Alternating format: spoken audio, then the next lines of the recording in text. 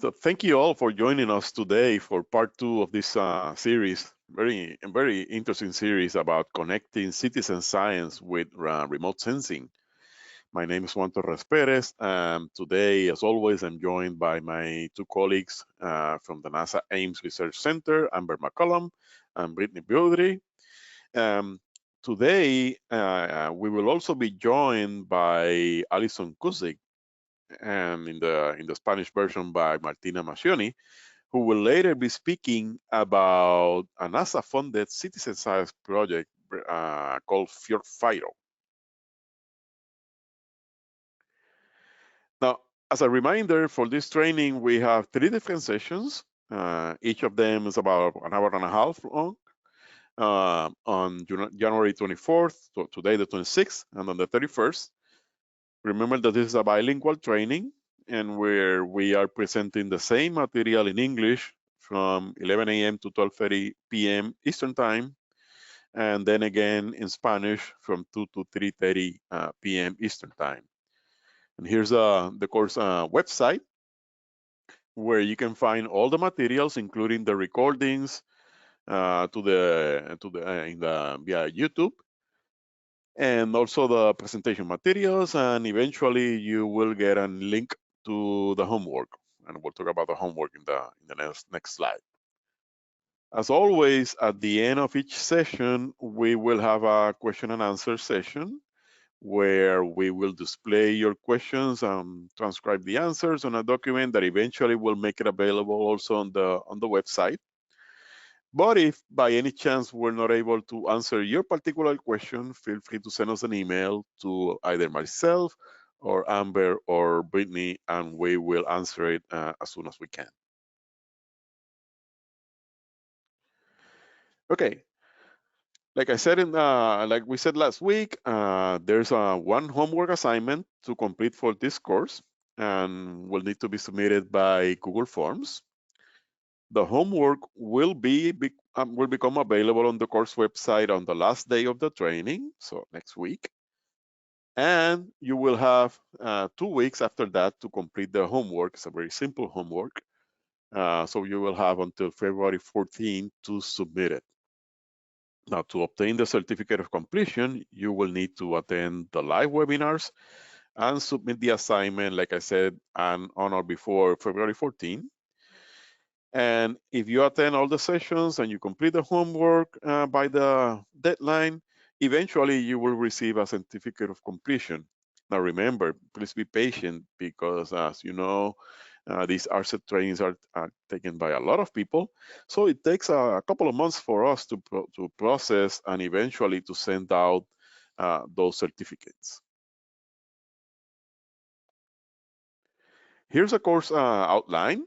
As mentioned, we're having 3 sessions. In the first session, we provided an overview of what citizen science is about, and then we heard about the citizen science at NASA in particular. Today, in the second session, we will review examples of water resources or coastal ocean applications, and then in the third session, next week, we will review examples of land applications of citizen science project. And obviously, remember that we are definitely concentrating on citizen science projects that have been funded by NASA. By the end of this training, we hope you all be able to outline key aspects of citizen science projects, including community engagement and effective communication, motivation, ethics and policies, data quality assurance and accessibility, and be able to summarize applications for Earth observations for citizen science. And like I mentioned before, throughout this series, we're also highlighting case study examples on the use of Earth observations for NASA projects.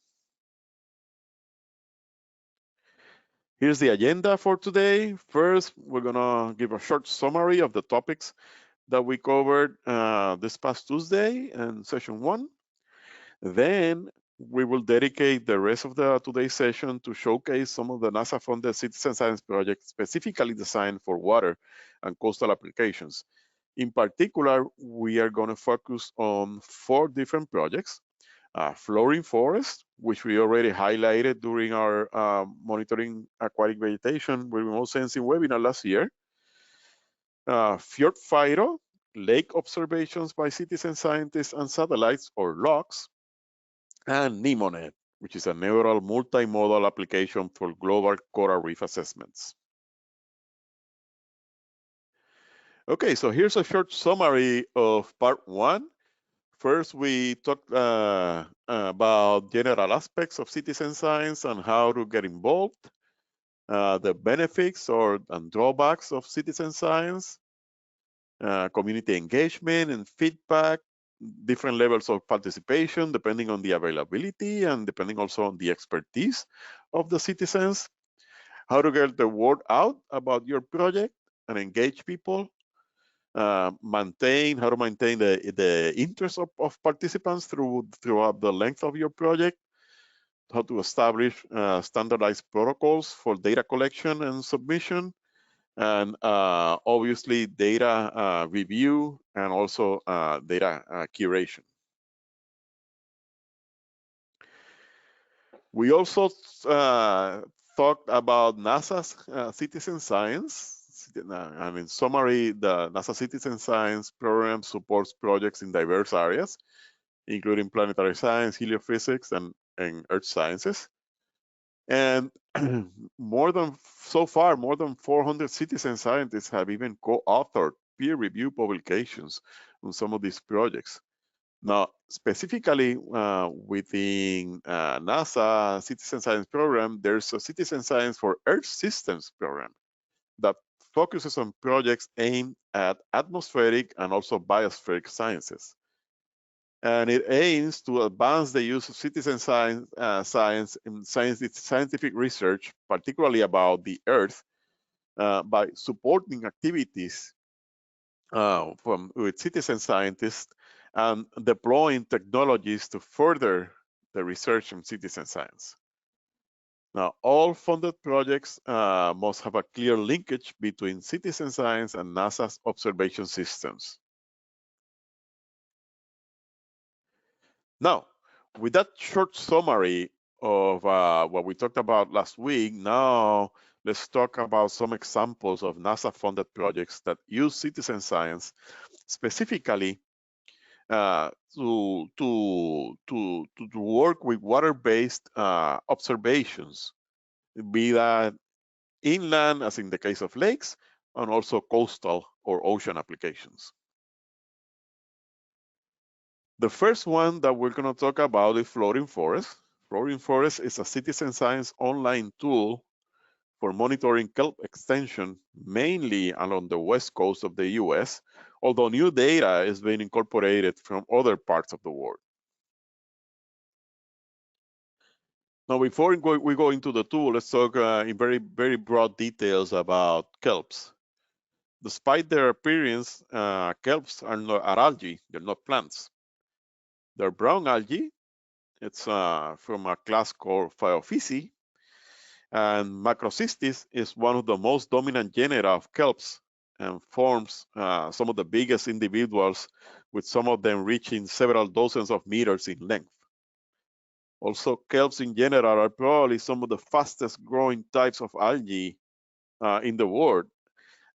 Some of them can grow up to 18 inches a day. Now, hundreds of marine invertebrates and fishes depend on the kelp forest for their survival, food, and shelter from predators. Also, mammals such as sea otters and seals can be found within the kelp forest, and many aquatic birds also feed on the small fishes and invertebrates that live among the blades of the kelp forest at the water surface. Now, new estimates, which incorporate data from the Arctic now, show that the kelp coverage to be about 2 million square kilometers, so about 36% of the world's coastline, making it the largest marine biome in our planet, with seagrasses, coral reefs, and mangrove forests following in terms of extension. This is a huge area that obviously cannot be monitored with traditional methods. And here's where citizen science can actually help. Now, flooring forest uses consensus classifications to crowdsource the detection of giant kelps using 30 years of Landsat data. Full size, here's a short summary of the process that it involves. Full size Landsat scenes are converted by the research team into small JPEG subsets that are presented then to citizen scientists via the floating forest classification interface.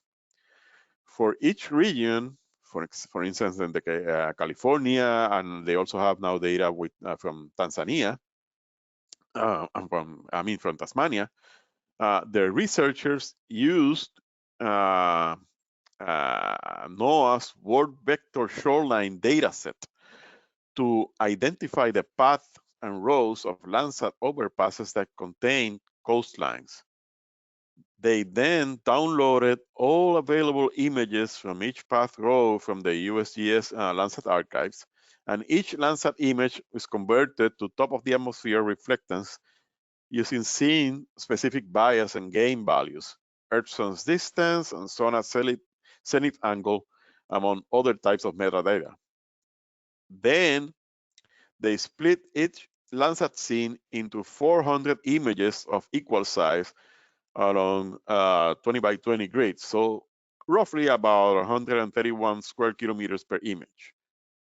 Each image subset is then displayed with the shortwave infrared band as red, the near infrared band as green, and the red band as blue. And this band combination is ideal for kelp detection at the surface waters, as the high near infrared reflectance of kelp canopy cause it to stand out as bright green in the images, similar to what we're showing here in the figure on the right hand.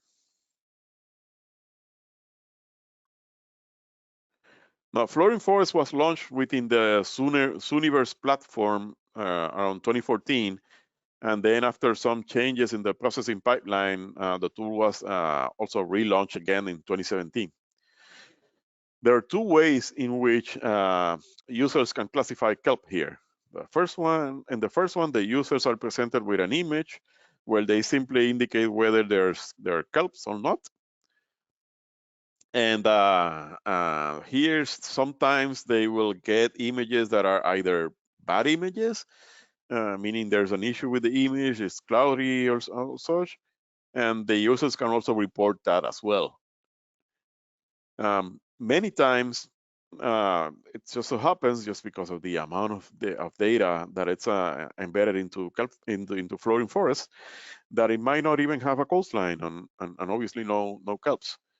The other way is a little bit more advanced, that people can also classify kelps. And here the users are presented with an image, and if it has kelps, then they can manually delineate the kelp patches along the coastlines. The results are compared to the results from other users as a method of validation. And one good thing about Floating Forest is that users can send a comment to the researchers to let them know if there's something wrong with a particular image, or if there are doubts about a specific kelp patch. Now, Floating Forest has become very popular among users, and on each day, more than 1,000 classifications are registered in the application. And so far, there are almost 25,000 people registered using Floating Forest. In fact, here's a graph that I downloaded from the application at the end of last year, and it shows the number of classifications submitted to that day by time period. And as of December of 2022, more than 1,350,000 classifications have been submitted by citizen scientists through Floating Forest. This is amazing. Imagine, just imagine if this would be, if this would have been done by the small team of researchers that manage the application alone. I can't imagine how long it would take them to do something like this just by themselves. This shows how important citizen science can be in producing extremely valuable information and data that can help monitor such important ecosystems like the kelp forest.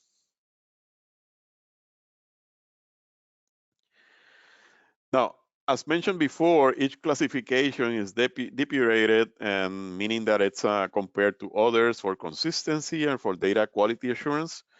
A very interesting aspect is that not always the kelp patches are clearly defined in the image.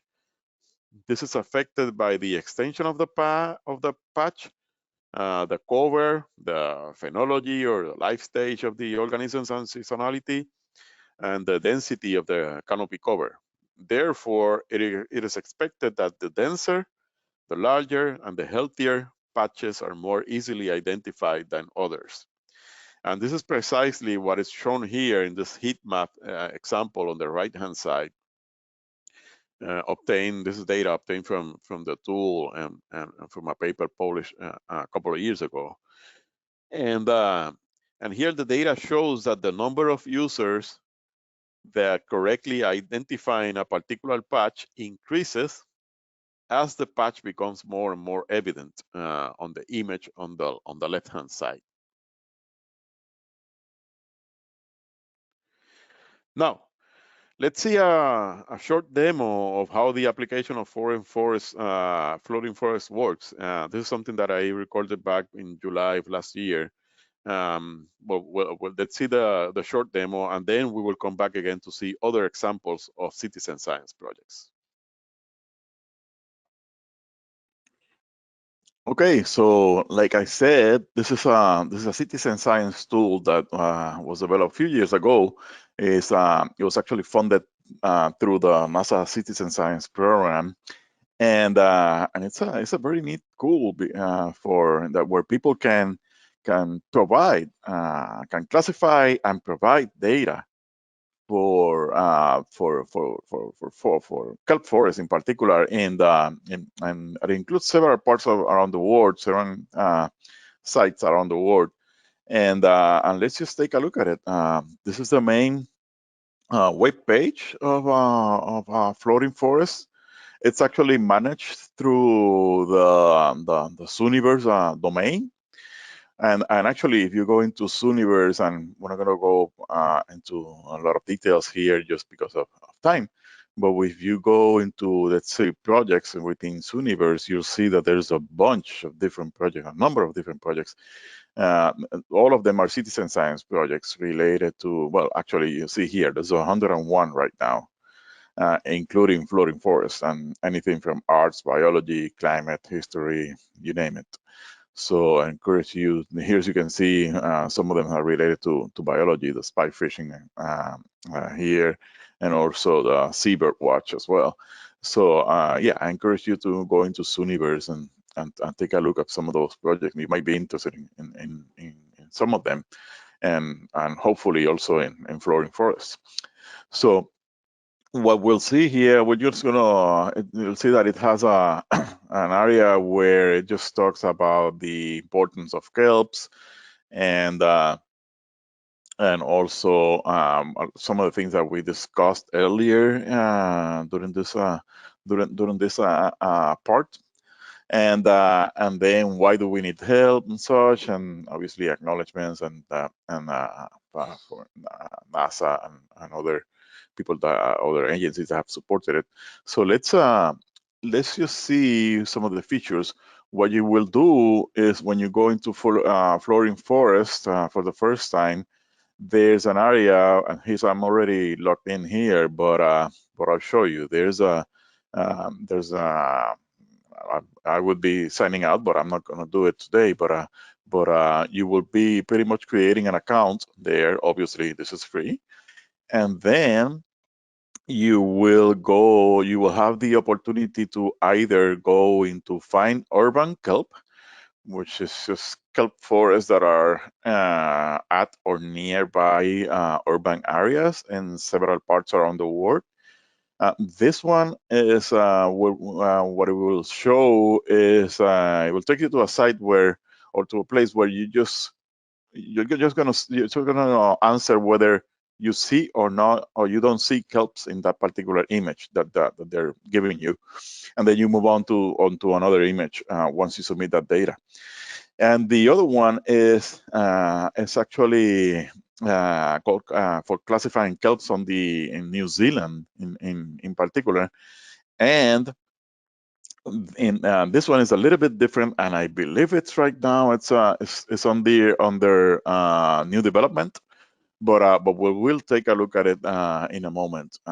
So let's just go, and then when you go into classify here, it will take you to either of them. There's actually a collection here where you see the images that have already been classified by other people. And just to show you, I wanted to see if I could show you some of the data. Here it is. Right now, as of July, there's more than 23,000 volunteers, citizen scientists that have been classifying data, almost 1.2 million classifications from from different parts of the world again. And there's even more statistics here. Here you see they've gone through several iterations of this. What we're gonna see today is what they have available at the moment, which is finding urban kelp and also classifying kelp on the New Zealand. You see some of them say 100% complete, some are 50% complete of what it's there. But in any case, even if it says, as you'll see, when let's say in the New Zealand one, even if it says 100% complete, that doesn't necessarily mean that you can't classify an image from there. It will still give you an image, and you can still do a classification. And then what it has is that there's when you go into the collections, you might even find an image that has already been classified by several people. And you can even compare the classifications of some of them. So let's just go back for a moment here, and let's just go into the fine urban kelp. And I will just tell you as of right now, you will see that a lot of the images that it contains do not necessarily that are already uploaded don't necessarily contain any kelp data. That is why this is the task that is asking you is just to see, just to mention if there is or there isn't kelp in this image. So for instance, obviously this is an image that it's a land based image, and actually a lot of them are from the Landsat 7. So you'll see that a lot of them have the the striping issue of the Landsat 7 images. This one, for instance, obviously it's from land, so I will just say no, there's no kelp. You can either go here down and talk, and there you can write something down and eventually get some response back. But let's just say for the sake of this, well, we're gonna click here on done. And here's what I told you. You're gonna see a lot of images. Don't get frustrated. It's just that it's the way that the software is built. But eventually, you might even get an image that has some kelp. This one, it doesn't seem to have to show kelp. And by the way, there's a tutorial that would also show you how kelps look like or not. And this one is a bad image, so I'm just go ahead and click done.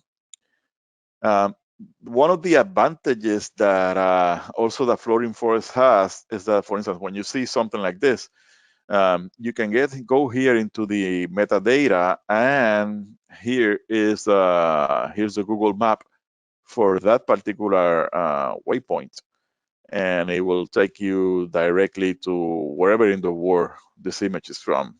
You see here, and let's just see where we are in the planet. It looks like Tanzania. Yes, exactly. See, so not only from the western coast of the U.S., but also from other parts of the world. So let's just close this. And like I said, I just wanted to show you that here's a field guide. um, with info from of kelps, and I should have shown you this before when we started. But anyway, the important thing is that in the field guide here, it will show you how you should be able to see kelps or differentiate kelps from other features in the image. You'll see that in the ocean. You'll see this green structures, and as the image has already been classified, and those are typical forms of let's say of kelp forest in the somewhere in the around the coastline. And this is what I mentioned. This one, the urban kelp in particular, still doesn't have the feature that where you can delineate the kelp forest and then submit that. But we'll see that in a moment with the New Zealand one. So anyway, if you go back here, there's it shows different types of images, and for instance, how you will see or differentiate waves and beaches. Clouds are obvious features that are pretty easy to separate from others. Bad or confusing images, such as the ones that we just saw, etc. Land, kind of typical to, let's say, what we're seeing here in this image. So yeah, you have that field guide as a reference there. So let's just go then into and I have it open in two different tabs here just for the sake of saving some time. But then let's go back and let's try to classify then some kelps. Again, uh, this is the area. This is in particular from New Zealand, and likewise, if you click here on the information tab, the metadata, it will take you to straight to New Zealand in Google Maps, and you'll see from where, in particular, this image is from where in New Zealand. And let me zoom out. Here's a whole island, and it seems to be from a lake in New Zealand. Um, just for the sake of this demo, let's assume that it's not a lake, that is a sea. There's a sea component, and I want to show you here. And the reason why I'm saying it is because obviously you're not going to find kelps in lakes, but a lot of time people actually confuse them in the images. For instance, what you see here, what I'm showing here with my cursor here, it actually looks very similar to what we just saw in the field guide. If we go back to the field guide, see, it's very, very similar. So it could be confusing. It's always wise to go back into the metadata from this link that I showed, just to make sure that you are not confusing an area where it's a lake or a river or something, and instead of the ocean. But again, for the sake of this tutorial, let's just go here and let's say that we want to classify some of it. So what you will try to actually delineate some of it. This, for example, it actually gives you the choice where if you're not sure of or you just want to reclassify it again, you can just click on the X here and it will just delete it and you go back again. Let's say that I wasn't really comfortable with that and I saw that there's a little bit here. Okay, and if I'm happy with it, I would just click here on done, and that data will be submitted to the system. So you are actually contributing to it, and it goes into a depuration process where some experts are make sure that that is actually helps what you are classifying. But yeah, this is again. Let me just delete that one. This is actually what Flooring Forest does.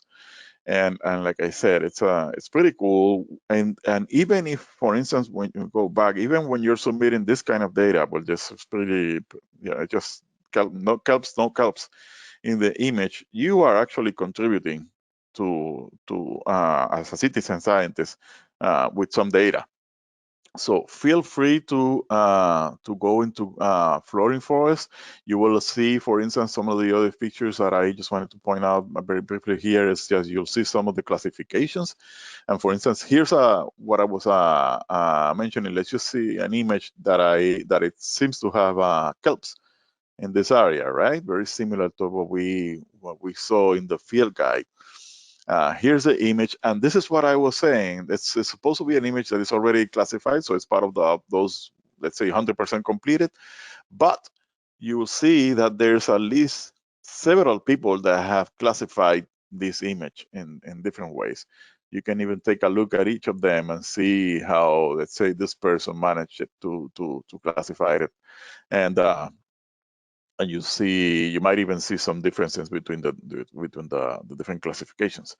So again, feel free to go into Flooring Forest, explore the tool, and as I said, you will be contributing to this particularly neat project that has been going on for some years, funded by NASA. So hopefully you enjoyed it, and let's continue.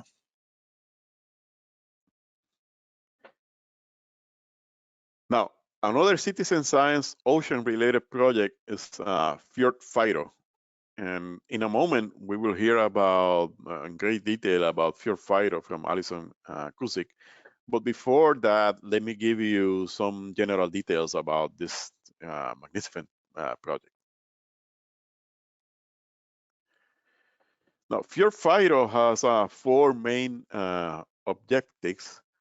It aims at determining seasonal and also interannual changes in the meltwater intrusion in fjords and coastal embayments.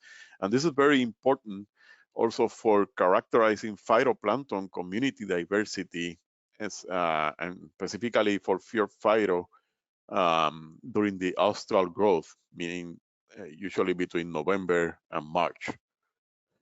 Now, Fjord Phyto aims also at engaging visitors on collection of scientific data and creation of a very valuable time series data set. And it also aims at increasing ocean literacy among the visitors through education and participation in citizen science activities, as in the photo on the right-hand side. And it does it by leveraging vessels that are used by the Antarctic tourism industry as platforms. Now, each year, there are thousands of tourists that visit the Antarctic Peninsula to admire the local fjords and the spectacular marine life in those waters. And Fjord Phyto gathers phytoplankton community data through biological samples collected by the citizen scientists, and they use this data for species identification, for set abundance counts, uh, measuring or estimating carbon biomass, and also to estimate the euphoric depth. Which is the depth at which 1% of the light reaches in the water column. It's done through diverse sites in the Western Atlantic Peninsula. Now, it has through Fjord Phyto, the citizens first they are trained so that they become familiarized with sampling protocols particularly for collecting phytoplankton samples. They're also trained in how to use what are known as CTDs, or conductivity temperature depth measurements. CTD is an instrument that collects those types of data in the water column. They are also trained on how to estimate what's known as Secchi depth to calculate the euphoric depth. This is a very simple instrument that they throw overboard, and they see, they measure until when they can't see it anymore in the water column, and then that gives you an idea of the turbidity or on the contrary, on the clarity of the water. Now they also do plankton net tolls to collect phytoplankton community samples, also measure sea surface temperature and, and also collect samples at the water surface.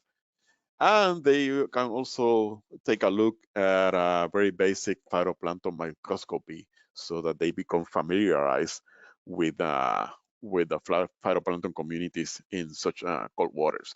But it is now, as promised, let's hear more details on Fjord Phyto from Alison Kusick from the University of California in San Diego. Alison is finishing her PhD at UC San Diego, and we are very glad to have her here with us today. So welcome, Alison, and take it away. Hello, everyone. My name is Alison Kusick. I'm a polar biologist and oceanographer at Scripps Institution of Oceanography, and I am part of the Fjord Phyto citizen science team. So today I'm going to be talking with you about Fjord Phyto, engaging tourists to understand polar phytoplankton dynamics using field and satellite observations. Fjord Phyto is a citizen science project that's developed as a partnership between scientists in the United States and Argentina and the Antarctic travel industry.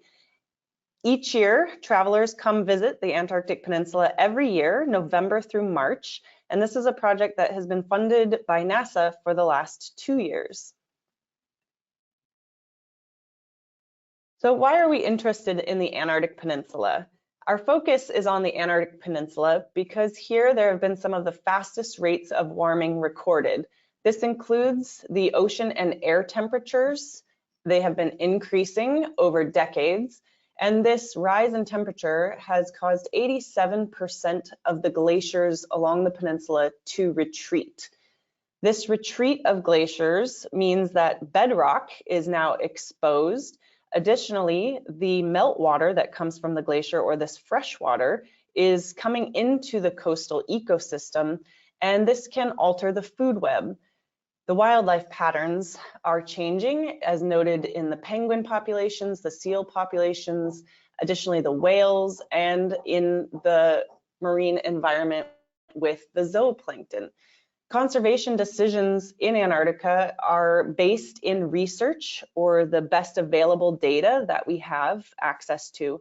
And Antarctica is a harsh environment to operate in. You can't always put buoys in the water. They get ripped out by icebergs.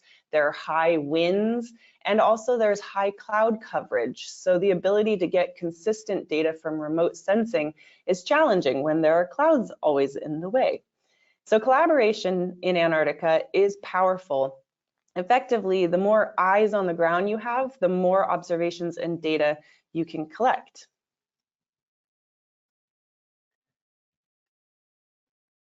Here I'm showing an image of some phytoplankton that we have observed in the samples that have been collected with the Fjord Phyto project. And I also am showing an image of some travelers that have joined in a rubber inflatable boat for a science boat activity, or the Fjord Phyto sampling program. And our project questions ask, what is the spatial extent of the glacial meltwater influenced region over the melting season? So when the sunlight returns in Antarctica after a long winter, that's when the melting season starts to occur. And then the second question is, what is the impact of glacial meltwater input on the phytoplankton abundance and community composition? In other words, does meltwater or the fresh water coming from glaciers influence the species of phytoplankton we see, the major types, the sizes, and how the populations are shifting over the season? And also, where along the peninsula are we seeing these effects? And why is that important? Well, phytoplankton are photosynthesizing plant-like organisms. They produce oxygen, they convert inorganic carbon to organic carbon biomass, and they're basically the base of the food web.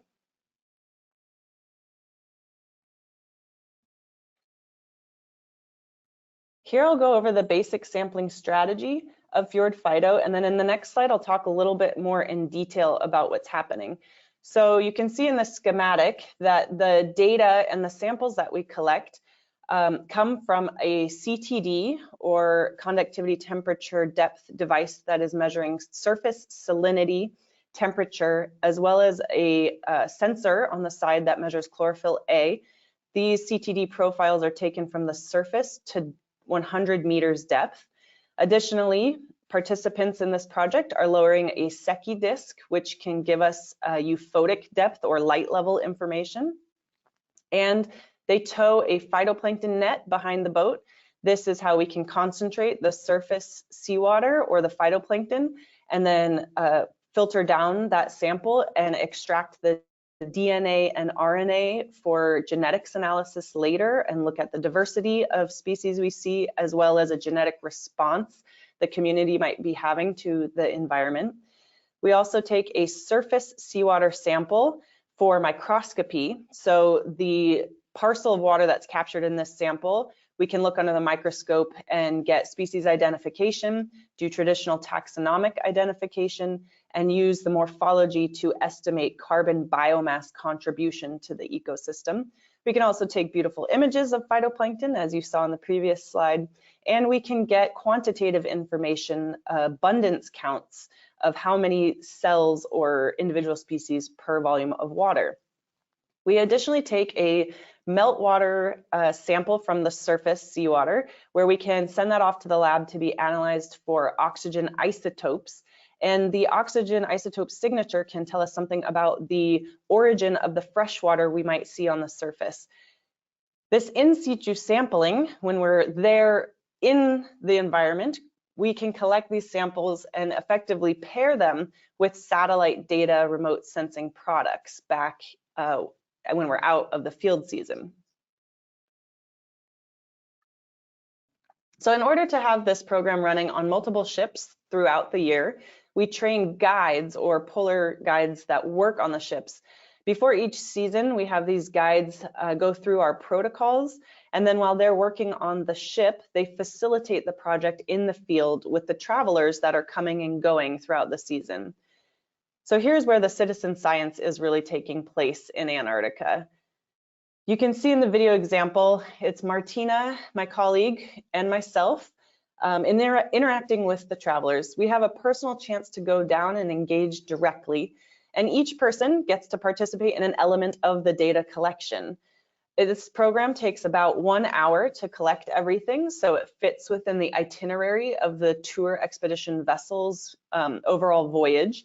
And it allows the participants to really have an immersive experience where they can ask questions, they can understand how the first level of scientific observation and data collection is accomplished, and play a hands-on role in polar science. So in the Fjord Phyto Citizen Science Project, we have the operators, the ships, the trained staff, and the travelers participating. Back on board the ship, we continue the outreach with a variety of communication styles, so we can have our immersive environment engagement in the field, and then back on board we give lectures on the ship. We can also host workshops where we can take the samples that we collected from the water and look under the microscope, so that the participants can learn more about the phytoplankton and see how they influence the entire ecosystem. And during the entire voyage, they're also learning from the other guides about the ice, the geology, the whales, seals, penguins, the history of Antarctica, and how conservation occurs down there.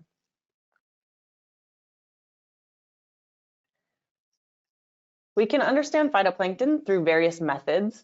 Pictured here on the left is a composite image of chlorophyll A from the Visible Infrared Imaging Radiometry Suite, or VIIRS, from the SNPP partnership.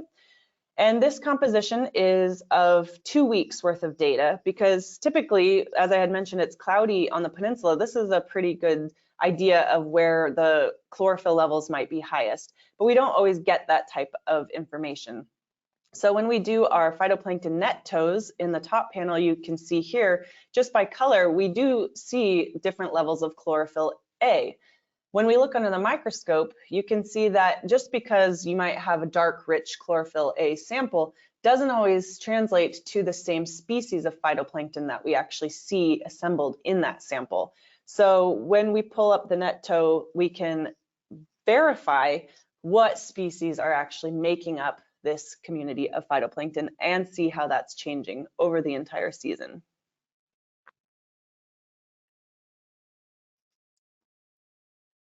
Additionally, the more field data that we're able to gather, we can match with other remotely sensed optical signals, and that can help us develop robust machine learning algorithms, generally speaking. So specifically in the Fjord Phyto project, we collect the meltwater sample where we get that analysis of the oxygen isotopes, and we can also collect the salinity from the CTD. And this ultimately supports a development of a predictive meltwater algorithm that our colleagues are working on. And here in this figure, you see 3 panels. The left panel showing the meltwater fraction at the surface, or amount of glacial meltwater. The middle panel is showing chlorophyll A concentration, and the panel on the right is showing sea surface temperature in Celsius. And then each row is a different month, so December, January, and February, which are really the central season, summer season in Antarctica.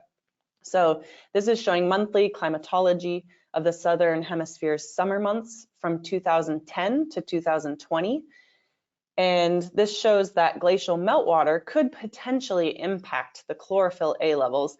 And we're looking at how that might also be related to sea surface temperature. So the more samples we're able to gather, it's in a way ground truthing and validating these predictive algorithms. Some of the highlighted results so far from this study. We have documented more than 85 genera of phytoplankton. So total number has been recorded to be around 500 marine protists in the Southern Ocean, 350 of which are phytoplankton. So this is generating a coverage of the types of genera we are finding in the coast or the near shore coastal region. And we have also documented the first dinoflagellate bloom with more than 6 million cells per liter of water. That's the image shown on the right upper panel. And we describe possible new species. So some of the species we're seeing in our samples have never been observed in the peninsula or described before in the literature. And additionally, between years and different locations, we're observing different patterns of the seasonal succession. So which phytoplankton are starting the season off and how that changes all the way through March. In the bottom panel on the left, I'm also showing the size differences of phytoplankton. So on the very left, you have a smaller flagellated phytoplankton compared to a large centric or the circular looking diatom, which provides much more carbon biomass to the ecosystem than say a smaller phytoplankton might. So understanding how these size shifts are changing can also help us understand something about what's available for the ecosystem. So far, we've been running this program for 6 years and sampling at 33 unique sites along the peninsula, which is dependent on where the tour expedition ships go each season. We're building a seasonal time series and engaging the travelers that come down at the same time. So in any one given summer, there might be 5,000 researchers from all the nations working in Antarctica in the summer months. And there are predicted to be 100,000 travelers coming down. So that's more than 10 to 1 traveler to scientist. So an opportunity to engage this community is a really amazing way to connect people to the polar science and actually contribute to what's going on in one of the most important regions of the world. So this project has been including thousands of people.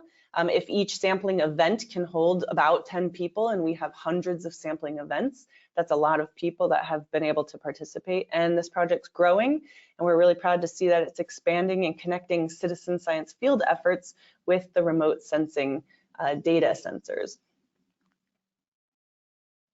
With that, I want to thank you for your attention. We look forward to connecting with you during the question and answer session, and please find us on social media and engage further.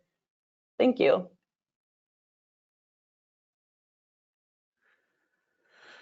All right. Thank you so much, Alison, for such valuable information about Fjord Phyto. Such a cool project.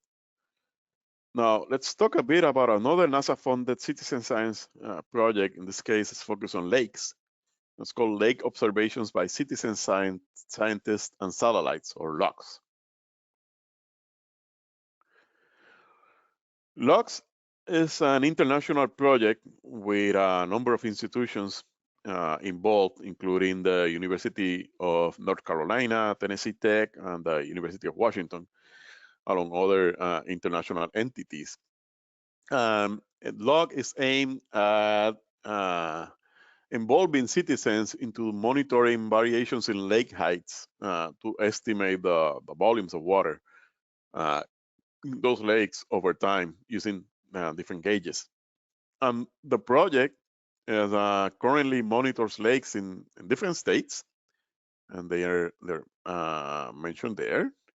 Illinois, Massachusetts, New Hampshire, New York, North Carolina, Washington, and it also has a number of international sites, including sites in Bangladesh, in France, in India, in Canada. There are new sites in Chile that are being incorporated, and also Nepal, and even in Pakistan. So it's a really important, really cool, really nice project that collaborates with not only local agencies, but also NGOs to install lake gauges and to provide maintenance to them, and also measure, like I said, measure the heights to estimate the water volume content of those specific lakes. Now, what it does is that it combines measurements provided by citizen scientists with surface area estimates derived from satellite data. So you can see that this is one of those projects that combines both citizen scientists on the field and also Earth's observations from different sensors. Then variations in water volume over time are estimated based on the lake heights. And it also even has a newsletter, a monthly newsletter with updates from all the different study sites, and it also talks about potential expansion to other places as well. And so far, despite the COVID outbreak in the last years, there are more than 35,000 measurements that have been done throughout the world by citizen scientists in this project. Here's a link to the website, and I encourage everyone to take a look at it. So another aspect of logs is that it has an application, a citizen-based application that is actually used to test the accuracy of satellite measurements of lakes extension. And the application so far, I believe it's only available for Android phones. Hopefully in the future it's also available for iPhones. And here the citizens, they download the app and then they track the lake area with their phone as they walk through the lake shore. And this obviously depends on the size of the lake, but they can choose to walk the whole lake or just a portion of the lake, or even just to submit a single point, a single waypoint there. But every single data set or data point is useful for the researchers. So here's like I said, here's a link to the website, and let's just take a very quick look at their website just to show you the different sites that are already contributing data to logs.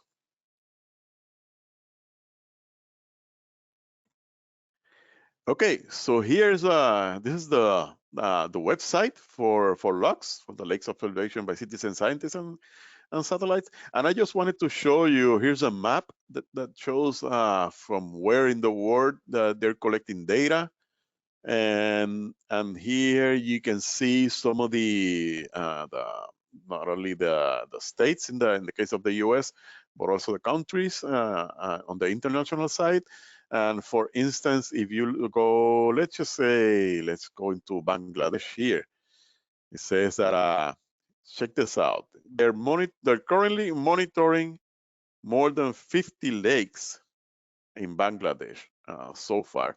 Here's you can see all the gauges, all the different lakes, and where the gauges are located. You can go into each of these. Let's just pick one random one just to see what it shows. And here it shows and you could see the details here. If you click on the details, it will bring you to here is to gauge data. Gauge data, and from in this case, it's that they started collecting data around 2021. And here's just an example of the type of data that it's collected: the height in meters, and also here as it is submitted by the citizens, and some photos of citizens contributing to this data set in the case of Bangladesh. Let's go back again. See, I believe that Chile is still not there. They will soon be studying shakes in Chile. Here's some other, like I mentioned, there's data from France, 16 different lakes in France, 3 different lakes in India, and some of the states also, a couple of lakes in Massachusetts, 19 lakes in New Hampshire, and so forth. So yeah, take a look at the these at the web page. Here, there's not only information on the different countries or states that where they're monitoring, also how to contact them, how to get involved, different news. Like I said, there's a monthly newsletter. Also, very important, you can contribute to this type of data set just as by as simple as taking a walk through the lake shore and downloading the app and just walking through the lake shore and submitting the data. You are contributing to such important project. Okay, let's continue then with another citizen science-based project. All right. Now let's look at another citizen science-based project funded by NASA called NEMONET. And this is a project that I am very much familiarized with since I was one of the co-investigators of this project, and it's a really cool one. So NEMONET stands for the Neural Multimodal Observation and Training Network for Global Coral Reef Assessment. And what it does is that it uses what's known as a convolutional neural network, or CNN, to generate benthic habitat maps of coral reefs and other associated ecosystems like seagrasses and among others. And NEMONET requires curated and highly accurate training data sets. And with NEMONET, one of the neat things about it is that citizens can classify the data either with 2D images collected by satellites, satellite sensors, or in 3D images that are collected with very high resolution cameras, as and depending on the level of expertise of the citizen. And with the 3D images in particular, they can rotate the images on a 360 degrees or north or south, whatever. And the 3D images are pretty much a mosaic of images, high resolution images that were collected in the field, in some of the field sites for NEMONET. So far, there are more than 70,000 classifications that have been submitted by citizen scientists so far through the NEMONET application. Now, NEMONET, like I said, is a fun game or application. We call it a game. It's an application for global coral reef classification, and it trains the users to accurately identify benthic categories at different levels. It goes from the very broad geomorphologic categories, such as something as simple as saying this is a coral reef, this is a seagrass area, this is a sandy patch, versus very advanced data sets where people that are more have a much bigger expertise, or as they become more and more experts, they can classify some of the 3D images in particular up to the, in terms of taxonomic levels, up to the family level, in particularly for corals, which is something that has never been done before, which with this kind of application. And very importantly, through this, it generates high resolution and habitat labels from the sub-centimeter, very high resolution, to middle scale. And it allows the users to edit or even rate other users' classifications, and this helps improving the segmentation accuracy of the data set. So far, NemoNet includes data from Guam, from Hawaii, from American Samoa, from Puerto Rico, and there's some data also from the Indian Ocean provided by the Living Ocean Foundations. Originally, NemoNet was only available for iPhones, for iPhones and iPads, and now it's also available for Android systems. And it to help the user, it contains a field guide to help them identify benthic features or other components, like I said, even to the taxonomic family level, which is pretty advanced. Like I mentioned before, particularly for the 3D data, they can rotate the images to help them fill in the blanks. Some, in particular, some hard to reach areas within the image. And then it uses different number of metrics to evaluate and filter the user classifications and measures users' agreements. And also, it has a number of very nice features where as you advance more and more in the become more and more advanced with the application, you get prices in quotes, and it's a really fun application that it's available for, like you said, anywhere from K to gray. It doesn't matter the age. It's a fun application to work with, to play with, and at the same time, most importantly, you are contributing to the classification, for a global classification of coral reefs, which are obviously one of the most important coastal marine ecosystems in the world. So let's take a look at a very quick video. It's about 2-minute video on NemoNet. Before that, I want to encourage everyone to go into the NemoNet webpage, nemonet.info. There are the links to the Apple Store and the Google Store, and from where you can download the application and get much more information about the team, about the purpose of NemoNet, and about how to contribute to such important projects. What if you could help NASA create a map of the ocean floor with just the tip of your finger? The ocean, teeming with life. It defines our blue planet, drives our ecosystem, and regulates our climate.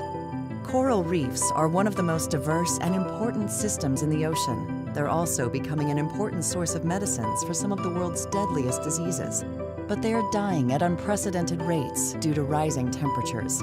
But we don't know how much we're losing or how much our climate is changing. We can't until we determine how much healthy reef exists now. And the only way we can know that is with your help. NASA NemoNet is a game where you classify the world's coral reefs by painting on real-life images scanned from the ocean floor using a revolutionary instrument that lets us see beneath the waves at unprecedented resolutions. Our oceans are so vast, it would take us 2 million years to classify the world's coral reefs by hand. The classifications you create are sent to our teams of NASA scientists at home base to teach our supercomputer to classify coral reefs on a global scale. Every contribution you make brings us closer to solving this problem. Join the NASA team to help us understand these amazing ecosystems. Take command of your research vessel and learn about all the different types of coral. We must keep the ocean alive. It supports our life as we know it. Together, we can create a global data set of coral reefs and build a better understanding of how to save these aquatic worlds, one piece of coral at a time. Good luck, and welcome to the NASA NEMONet team.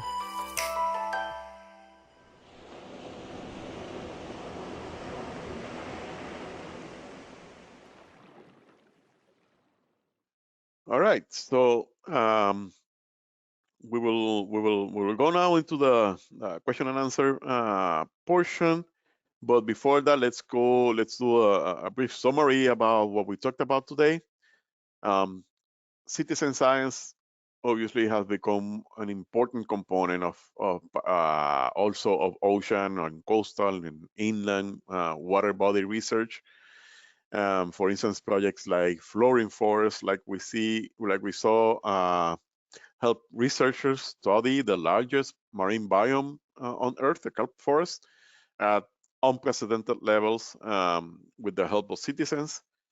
Fjord Phyto, as we heard from Alison, engages tourists in oceanographic sampling of the southern seas and also aids in the understanding of critical phytoplankton populations. Also, projects like LOX prove these citizen science activities can be done at a national and also on international levels. And games like NEMONet are not only an educational tool capable of engaging citizens of all ages, but also to help collect data from remote areas where coral reefs particularly provide critical ecosystem services and collect data from such important ecosystems throughout the world. Now, like I said, we will go now into the Q&A portion. If you have further questions, you can contact myself or my ARSET colleagues, Amber or Brittany, the email addresses that we're listing here. As a reminder, here's a course website where you can find all the materials, including the PowerPoint presentations and also the videos. The homework link will, like I said, will become available during the final session. And I've also included here the primary ARSET webpage. I encourage you guys to go into the webpage and just search for all the different webinars that we have done in the last years or so.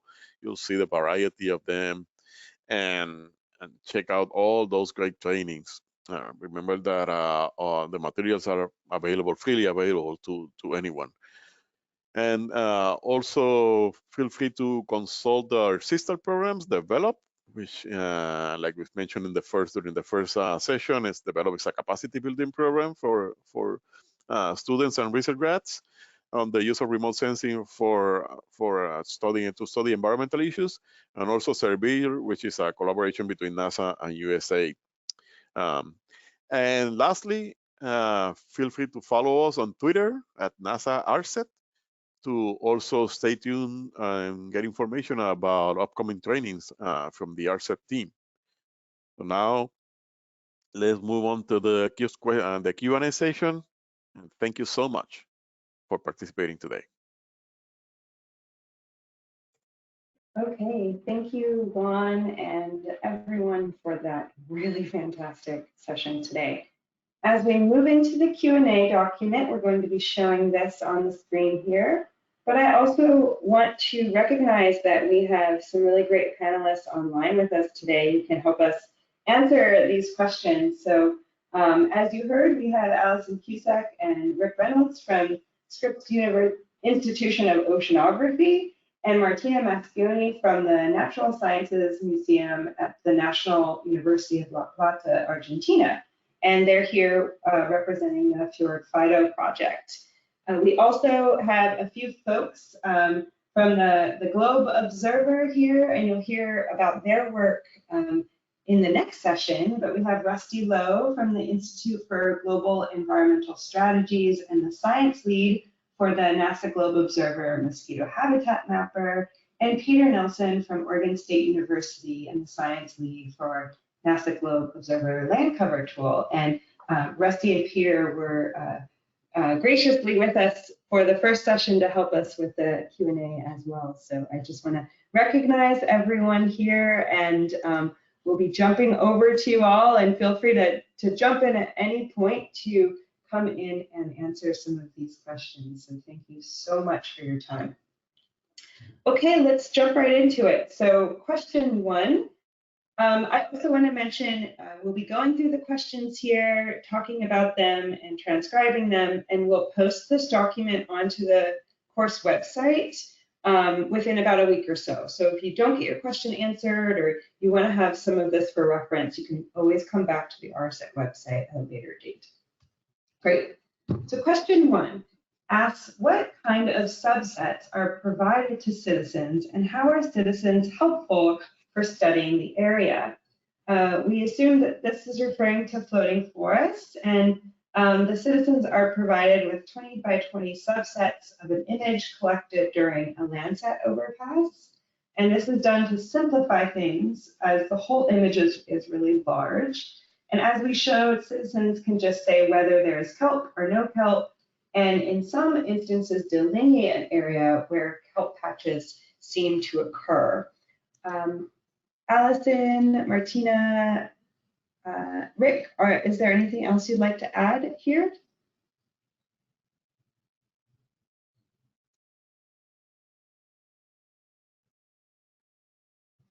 Amber, this is Juan. Just wanna mention also that that in the presentation I believe we included a link to a paper that that talks specifically about all the details on how these images, particularly for floating forests, how they are produced. But yes, we will include that link here in the final version of this Q&A document. Great, thank you so much, Juan. Okay, and I guess we'll just move on to the next question. And hello, this is Allison. Hi, Allison. Hello, I could add a little to that. For the Fjord Phyto project in Antarctica, we can provide through a Google Drive link images of chlorophyll satellite data with the VIIRS SNPP. And then while they're out in Antarctica, if they have enough internet, they can sometimes access those to kind of see what the latest weekly composite is and understand if that's matching what they're seeing when they actually collect a sample from the water. So I hope that helps answer more of that question. Okay. Thank you so much. Thank you for being here. Okay, we'll move on to question 2, also centered around floating forests. How was the graphical interface for floating forest projects created, and did the involvement of citizens include designing the interface for visualizing the data? And so this interface was created by the project team, and we believe the citizens were not necessarily involved in the design, but the contact info for the project leads is also on the website, and they can be contacted for additional details. Juan, is there anything else you'd like to mention there? No, that's from it is my understanding that it was Tom Bales and Kyle Kavanagh's group, among others, who actually created the tool. But like we pointed out in here, and as you pointed out, Amber, their contact info is there on the webpage, and people please feel free to contact them if you'd like additional information. Okay, great. And I think question 3 also refers to floating forests. And the question is, can we transfer these into Google Earth Engine or download raster data for further analysis? And I think we gave a similar answer here, where you could contact the researchers for obtaining data for further analysis. We also highlighted another project that was created by the same team called KelpWatch. And we highlighted this in a past training about monitoring aquatic vegetation. And here the citizens can download CSV files with data from a specific site. And I see that one of our panelists, Rick, is also typing in a part of an answer here as well. So I'll pause and see if Rick or anyone else would like to comment more here.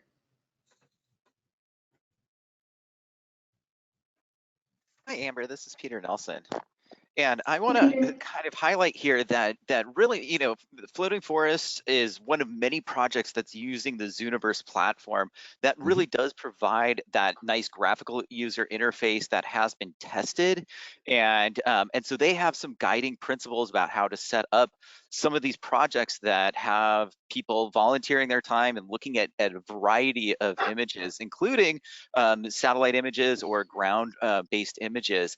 And a lot of that, you know, then can get transferred through APIs and other things like that into and combined with satellite imagery in whatever platform that you're using to do that analysis. So there are kind of two different operations that are happening, and it really requires a research team, to help make that connection between what is happening on a platform like Zooniverse, and actually be able to move that into an analysis environment where you're doing your satellite analysis. And I'd say, you know, from a research point of view, you know, being able to get those two things linked a little bit better is some of the things that are happening through a variety of you know, collaborations, because we do see it as a problem that we kind of have two different platforms that we're having to work in. Great, thank you so much, Peter, for that insight. And yeah, I will say, as somebody who has used Google Earth Engine for my projects, and the creation of a API sort of user interface that builds off of Google Earth Engine can be one way to sort of make those linkages. But there are a lot of limitations, right, with what you can do in Earth Engine versus what you can do in something like Zooniverse and others. And so how do you pull together the sort of the really important and useful aspects of each of those platforms to make something useful? And I also see that Rick is typing in here a response, and he mentions in Fjord Fido, they used Google Earth Engine to develop the machine learning algorithm for detecting meltwater content in the surface seawater. And then this algorithm will eventually be peer reviewed, and the products will be available through the platform as well. So that's another sort of process that can be done to connect these different types of analysis platforms. So thank you. Okay, I think we'll move on then to question 4. This question asks, is this manual classification data used in Floating Forest to train AI models? And is it anything similar to the RLHF model used by ChatGPT? And we've typed in some answer here. Yes, the data is used to train the models among other purposes. Yeah, I'm not familiar with the model mentioned here, but it's something we could look into. If any other panelists are familiar with this model or have anything to add, feel free to chime in here. I will mention a number that in the, not necessarily for Floating Forest, but also for instance for NemoNet, which is kind of a similar project that we mentioned towards the end. That's exactly what happens. The data is eventually, you know, it's depurated to a process, and it's sent through the convolutional neural network eventually. And in case of NemoNet, it uses NASA supercomputer for that analysis. And we again, also in one of the slides, we provided the link to Jared Spandenberg's paper from, I believe it was 2021, on NemoNet, and that one goes into specific details about how the data is eventually used to train the AI models, among other things. You know, it also has a very interesting data on for instance, how similar or how different are the classifications from different citizens, and for a particular coral reef scene. among other types of data as well. So yes, that is a paper that we highlighted, and it's obviously it's freely available. It's open access. Great, thank you so much, Juan, for the additional info there and the paper. Okay, so I think we'll go on here to question 5. Question 5 asks, what does the global distribution of kelp look like, and what informed the choice of the areas currently under study? So kelp are temperate water organisms, and in the case of floating forests, the main area of study was the west coast of the US, mostly because the researchers have been working there for many years, and there were also local government entities to help monitor the health of those ecosystems there. Juan or others, is there anything else you'd like to add here? There's like we mentioned, kelps, and just in as a general ecology and biology of kelps, they're temperate water organisms, and so they're found different along different coastlines throughout the world. As we mentioned, it's currently being classified as probably the biggest marine biome in the whole world. About 36% of all coastlines are covered by kelps, so they're really important. In the case of the floating forest team, they work specifically in the west coast of the U.S. But as we saw in the short demo, they're also adding data from other sites like New Zealand, among others. Great, thank you, Juan. Okay, moving on to question 6 here. Question 6 asks, can you describe some of the best practices to build into program design so that citizen science projects can financially support scientific research? I'm thinking of the Fjord Phyto project, where I assume ecotourists are paying something to participate. And I saw Allison and some others typing in here, so maybe I'll pause and offer you up the chance to speak, or I can read the answer if you'd like as well. I could elaborate on the answer that's already typed in, but some of the way Fjord Phyto is operated already in conjunction with programming that's on board the ships. So the travelers have already paid to go on their trip in general, and then on board they discover that science boat is something they can participate in. Some of the operators are following a model where portion of the travelers' ticket price is funneled into, say, like a foundation that scientists could apply for mini grants to, or the operators themselves are partitioning some of their funding towards supporting science and scientists. But in general, Fjord Phyto is funded from federal grants, in the past, the National Science Foundation, and currently with NASA, and then also donation-based if participants feel compelled to donate to this project. Great, thank you, Allison. Really unique connection between ecotourism and funding for science. So that's really interesting to hear. Is there anything else other panelists would like to add here?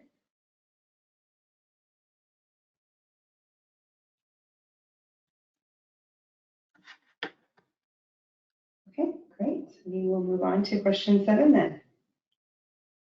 Question 7 asks, how are the Landsat images used for community-based data, enhanced for field data collection, especially for people who are not remote sensing scientists? And we've typed in a short answer here. Usually, as in the case of floating forests, the images are presented to the citizens, and they're already processed in most cases. And for many of these applications, cloud-free images are used, as oftentimes clouds can get in the way of seeing the things that we're looking for on the ground, in the water, on the earth. I'll pause if anyone would like to add additional context to this answer.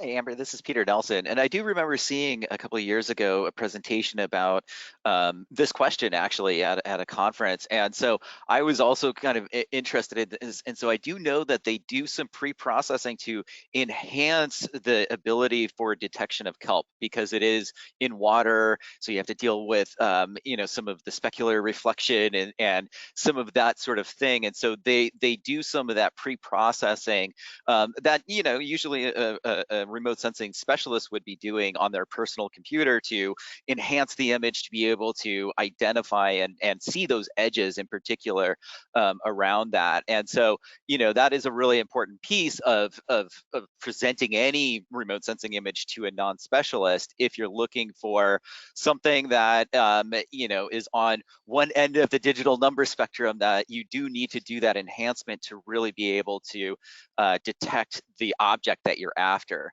And so, you know, that's one of those things that I know was done in that pre-processing to particularly enhance that ability to detect the floating forest kelp objects. That is unique to that, you know, probably it wouldn't work for glaciers or for another sort of object. And so, you know, in that case, again, you want to be thinking about what is the best enhancement to your imagery that makes it detectable to any image analyst, whether they're trained or not. And I do know in their field guide, they talk about how to detect and identify kelp edges and what they're actually asking people to look for. So you know, it's kind of that way is kind of the way that they've handled that pre-processing of the images you know, before they hand them to Zooniverse and load them up into that. So they're, you know, standard graphic files. Thanks, Peter. Yeah, really good points. I think with any kind of landscape that you're analyzing, there are unique processing things that need to occur. I'm thinking like sun glint on the water, and waters in particular have unique challenges regarding processing of satellite imagery. So any of that can be done prior to citizen science analysis is really helpful to improve the accuracy of the classification when that's occurring. So thank you for that. Okay, I think we'll move on to question 8. Question 8 asks, is current research focused on the influence of human activities on the protection of kelp from degradation and extinction in certain areas of the world? Yes, there's a lot of research on this in the field, not only human activities, but climate change. So much of this is interrelated. Things like heat waves and the sea urchin kelp sort of connections as well. So there are a lot of issues with kelp, especially along the US waters in terms of human influences, climate change, temperature rise, all sorts of issues there. I do believe Juan had to leave us, but if anyone would like to comment further on this question, I'll pause.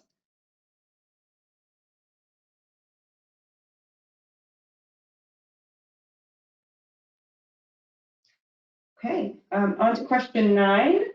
I think that this was partially answered in a previous question as well, as we elaborated on some of the processing and algorithm development. But the question asks, is the training of the algorithm for machine learning and the creation of visual maps in the citizen science and remote sensing project carried out by the volunteers, or is it the responsibility of the project founder? So yeah, this is usually a step done by the researchers in doing some of the more heavy lift in terms of algorithm development, the machine learning, the processing of imagery.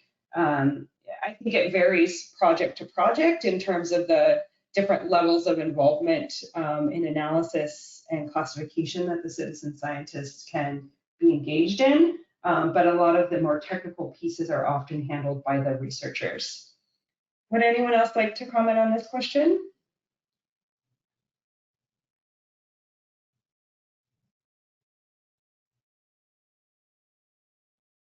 Okay, we will move on to question 10 here. And looks like we have a nice answer typed in here already for us. But the question asks, could you please share if you see any positive attitudes or consequences after the tourists participated in the data collected at the Fjord Fido project? They still try to connect. Did they still try to connect or engage with the project afterwards? So we have a nice answer here that folks can read. I'll pause and see if Allison or others would like to elaborate on this at all.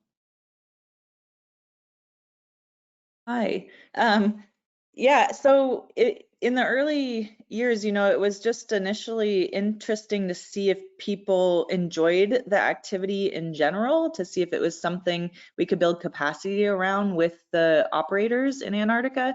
And from that information, we had a flood of testimonies from people saying it was the first time they'd felt a childlike spark of curiosity, or it gave them a sense of tangible participation in a region of the world that was so large and hard to comprehend, just because of the scale of the place.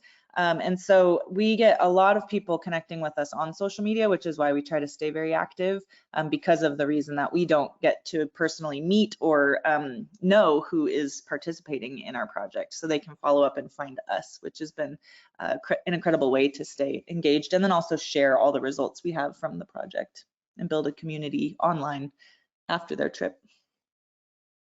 Great, thank you, Allison. Yeah, really exciting to see and hear about folks having a new spark of interest in their natural environment and engagement. It's really, really cool to see. So I think with that, we are at time for our session today, and leaving on a really positive note there, I would just want to thank again our panelists and guest speakers for contributing to this series. It's been really great to have you online and engaging in these questions as well. And we do have a few extra questions here on this document, so we'll answer what we can and provide this to you all within about a week or so. And you can refer back to this for more information in the future. And please do stay tuned with us.